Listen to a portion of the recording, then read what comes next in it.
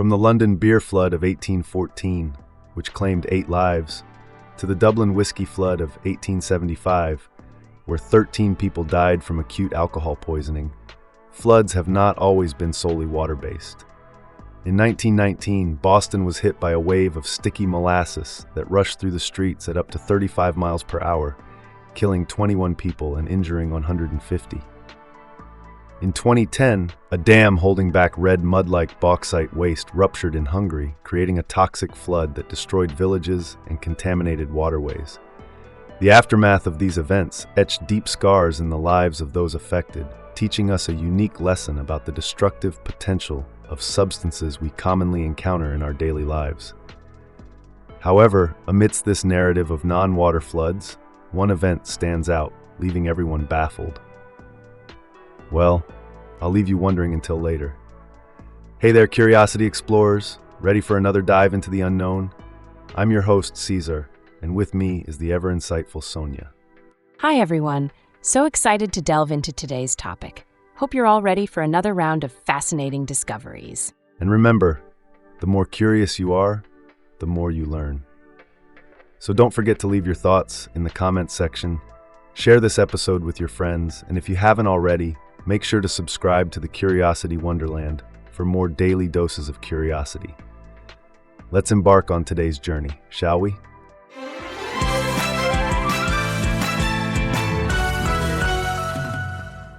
First on our list is the infamous London beer flood of 1814, a dark and almost unbelievable event. A massive vat of fermenting porter at Mew & Co.'s Horseshoe Brewery burst and unleashed a flood of beer into the surrounding neighborhood. Wait, a beer flood? That's something you don't hear every day. Exactly, it's an unusual catastrophe. The pressure from the initial vat caused further damage to other vats, causing around 400,000 US gallons of beer to flood the streets. That's a lot of beer. I can imagine it would have been a spectacle, but I assume it also caused a lot of damage? Unfortunately, yes. The force of the beer flood was so great, it destroyed the back wall of the brewery and devastated the nearby slum area known as the St. Giles Rookery. That sounds tragic. Were there any casualties? Sadly, there were. 8 people were killed, including 5 who were attending a wake.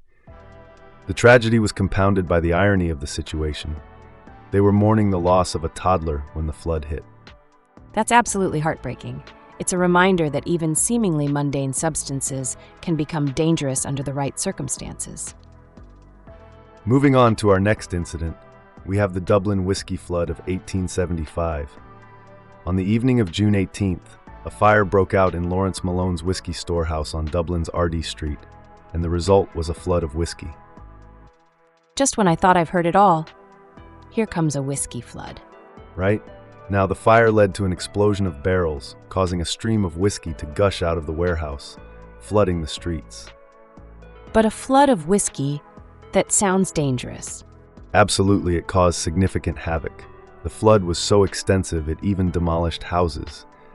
But surprisingly, everyone was able to evacuate safely thanks to the warning cries of animals from nearby livestock pens that also caught fire. That's a relief. But wait, didn't you mention earlier that there were casualties? Yes, you're correct. 13 people did lose their lives in this disaster, but not due to drowning or the fire itself. It's a rather grim and unique Irish tale which we will get into next. Now, the cause of the death during the Dublin whiskey flood was indeed unusual. It wasn't the fire or the flood itself that caused it, but acute alcohol poisoning. How did that happen? It seems people took advantage of the flowing whiskey by filling up cups, vases, and any other vessels they could find to drink it. But there was a catch. The whiskey was undiluted. So they were drinking whiskey much stronger than what they were used to. Exactly. Many people drank so much of it that their bodies couldn't handle it. 13 people died from acute alcohol poisoning, and another 24 were hospitalized. That's an unexpected twist to the story. Moving on, our next incident is the Great Molasses Flood of 1919, which happened in Boston, Massachusetts. A storage tank filled with 2.3 million gallons of molasses burst, causing a wave of molasses to rush through Boston's North End at an estimated speed of 35 miles per hour. That must have been a sticky situation. It was more than just sticky. This flood resulted in the deaths of 21 people, and another 150 were injured. Interesting to note, the tank was hastily built to produce industrial alcohol for munitions during World War I, which set the stage for the disaster. The molasses tank in Boston was so poorly constructed that locals would routinely come by and gather molasses drippings from the tank walls for home use. Even after the tank was painted brown to hide its many leaks, the USIA did not attempt to fix the problem or create a new tank. That sounds like a disaster waiting to happen. It was. On January 15, 1919, before the recently pumped 600,000 gallons of molasses could be transported to the distillery, the tank ruptured, and the molasses flooded the neighborhood. It was so devastating that the final victim wasn't found until 4 months later. That's tragic. It is. Locals claimed that for decades afterward, the neighborhood would still smell of molasses on hot days.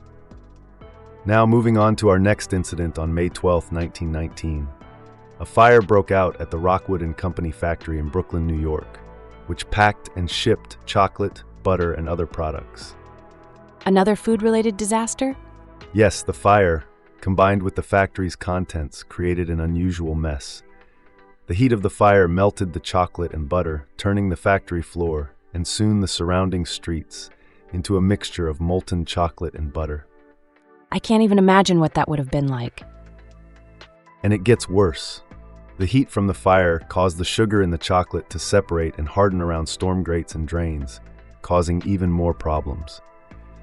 As the fire continued burning, the molten chocolate flooded down the road, becoming incredibly slippery as it cooled. This hindered the firefighters' efforts, making it almost impossible to save other buildings. You know, this story reminds me of a childhood incident. When my siblings and I would bake cookies at home, we'd often have a mini disaster of our own. We'd get so excited about the cookies that we'd forget about the melting chocolate chips.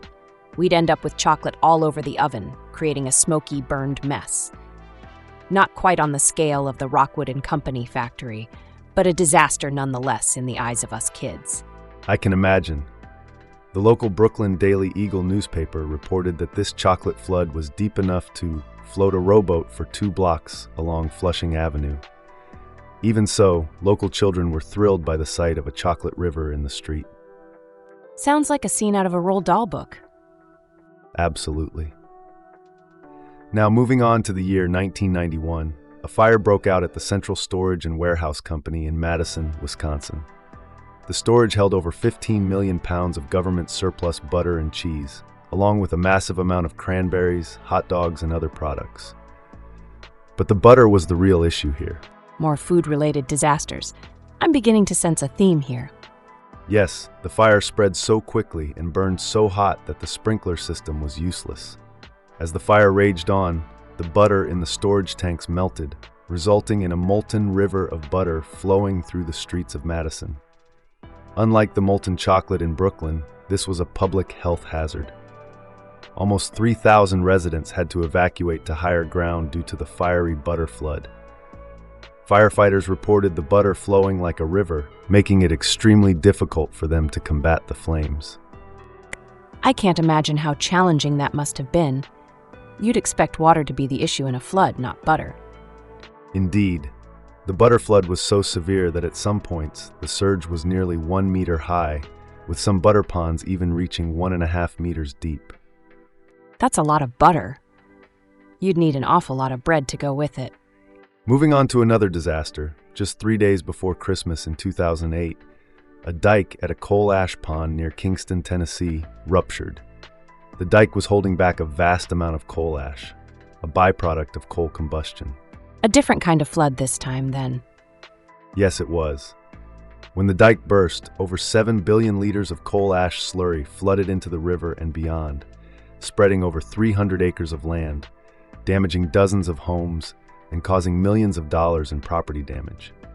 The cleanup costs alone were over $1 billion, making it the most substantial and far-reaching industrial spill in the history of the United States. Although no one was killed directly by the coal ash flood, several employees of the engineering firm hired to clean up the spill developed severe illnesses like brain cancer, leukemia, and lung cancer. By 2018, more than 30 employees had died prematurely from these rare illnesses, leading to lawsuits against Tennessee Valley Authority and its contractor. That's so tragic. Could you give us a more detailed understanding of why they developed these illnesses? Absolutely, Sonia. When coal is burned for energy, it leaves behind a residue known as coal ash. This ash contains toxic metals like arsenic, lead, and mercury. Long-term exposure to these toxins can lead to a host of health problems, including cancer. The workers were not properly informed about these health risks, which likely led to their unfortunate illnesses. That makes it even more tragic. They might not have realized how dangerous their work was. Yes, it's a heartbreaking outcome. Now let's move on to another disaster in 2010. In a process called the Bayer process, bauxite is refined into aluminum oxide, leaving behind a red mud-like waste product. This mud is typically stored in large open-air ponds. But in October of 2010, at an alumina plant in Oshka, Hungary, a dam holding back this red mud ruptured. The rupture released about 1 million cubic meters of this waste product. Can you help us understand the scale of that? What does 1 million cubic meters of mud look like? Imagine a chunk of mud about the size of 400 Olympic-sized swimming pools. That's roughly 1 million cubic meters. It's a colossal amount. That certainly puts it into perspective. Thanks. When the dam ruptured, the mud surged out in waves, some as high as 7 feet tall. It flooded several nearby areas and even reached the Danube River. Unfortunately, 10 people were killed in this red mud flood. In addition to the fatalities, the red mud flood also injured another 150 people and caused significant destruction to buildings, homes, and entire villages. The scale and impact of these disasters are just overwhelming. Yes, they are. And they're not isolated incidents. In 2015, a dam at the Samarco Mariana mining complex in Brazil suffered a catastrophic failure. The dam was filled to the brim with mining waste known as tailings. When the dam burst, a flood of mining waste mixed with water surged downstream, engulfing the villages of Benito Rodrigues and Paracatu de Baixo. 19 people were killed in the flood, which released more than 43.7 million cubic meters of mine tailings directly into the Doce River. That's an incredible amount of waste. It truly is. It turned the river into toxic brown sludge, destroying 2 villages and affecting hundreds of miles of waterways. A humanitarian crisis quickly unfolded as cities and villages downstream were left without clean water. It's hard to comprehend the scale of these disasters. Let me bring it a bit closer to home. Imagine your city's water supply suddenly turning into a river of toxic sludge. Can you picture the panic, the fear, the desperate need for clean water? It's a terrifying thought. Absolutely. Now moving on to a lighter note. In 2017, the Russian city of Lebedyan experienced one of the strangest floods. A warehouse at a PepsiCo bottling factory collapsed, releasing tons of fruit juices. Can you picture it? Streets flowing with apple, orange, and grape juice? It's a surreal image for sure. It certainly is. So, my dear audience, how fascinating are these stories of strange floods? It's a stark reminder of how unexpected life can be. What do you think? Are you enjoying these tales of the bizarre and unexpected? Don't forget to hit the like button if you're enjoying the journey. Let's keep exploring the world of curiosities together. Back to the juice flood in Russia. More than 28 million liters of fruit juice rushed out from the PepsiCo factory, swept across the city of Lebedyan, and carried into the nearby Don River. Now imagine seeing the streets and the river turning red from the fruit juice. That's a sight I'd love to see. I mean, as long as no one gets hurt, of course. Absolutely. There were initial concerns about the environmental effects of such a massive spill, but thankfully the impact on the local flora and fauna was minimal. PepsiCo even offered to pay for all the damage. So, that's a story with a relatively happy ending. Yeah, a fruit juice flood definitely sounds less disastrous than the other floods we've talked about. Indeed. And speaking of beverages flooding the streets, in 2023, the Listverse distillery in Portugal had a structural failure that resulted in hundreds of thousands of gallons of wine flooding the town. That's a lot of wasted wine. It certainly is. This started years earlier during the COVID-19 pandemic when the distillery partnered with company Superbach to produce hand sanitizer. They used the alcohol they had on hand from beer, which led to an accumulation of wine in their tanks. This, along with inflation, a decrease in wine consumption, and a surplus from a very productive grape harvest in 2022, led to a massive storage of wine. So the pandemic indirectly led to a wine flood. That's certainly an unexpected twist. Imagine waking up one morning to find your town flooded with wine. That's exactly what happened in San Lorenzo do Bairro on September 10, 2023. A structural failure caused a tank filled with wine to rupture, spilling over and causing a domino effect, knocking over a second tank. That must have been an amazing yet shocking sight. It was indeed. In no time, about 2.2 million liters of wine began to flow down the main road. Over the next 24 hours, the road was completely flooded with red wine, and the basements of local homes were completely submerged. That's a lot of wine, and it's heartbreaking to imagine that going to waste. It's certainly a bittersweet event. On the one hand, it's a huge loss for the distillery, but on the other, there were no injuries, no deaths, or other major problems. It was an event that captured the world's attention, with social media videos going viral and people marveling at the sight of high-quality red wine literally flooding the streets of this tiny town. As fascinating as these stories are, they serve as a reminder of how unpredictable life can be. One moment you're sipping on a glass of wine, and the next, your town is being flooded by it. Indeed, and this concludes our journey through some of the most unusual floods in history.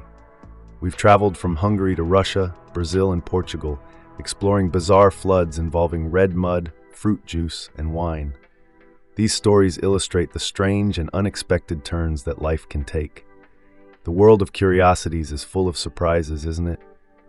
And there you have it, the fascinating and somewhat whimsical world of non-water floods.